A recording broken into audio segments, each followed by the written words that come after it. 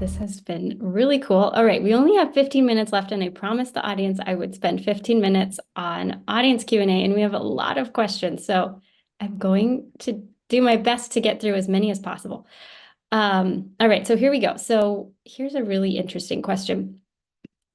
How reasonable is it to monitor a carbon removal for 1,000 years? And who is taking that liability on?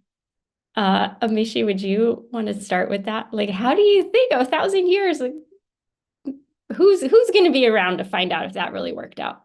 Yeah, that is a very fair question. And usually when you're talking about like long-term liability, past a century, you're in the interface of like geologic storage, right? Reservoirs.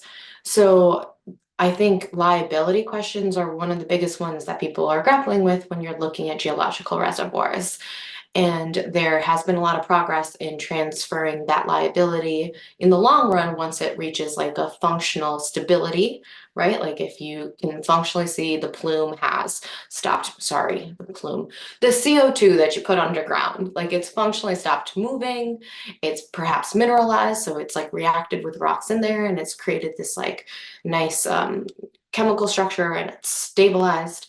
So it's functionally stopped reacting, moving, transporting, perhaps leaking, um, or the risk of leaking.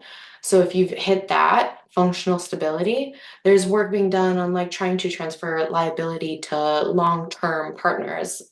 The most common that come to mind, right, are your government entities. Governments have been around and will likely be around for a long time. So transferring that liability from, say, the operator and the owner of that injection site to, say, the state government or the local or the um, countrywide government is a really interesting concept to me about long-term liability and what is the best way to do that. There's also insurance policies people are trying to create, and I think those are all really interesting ways, but it's worth saying that liability has a lot of market mechanisms to address it.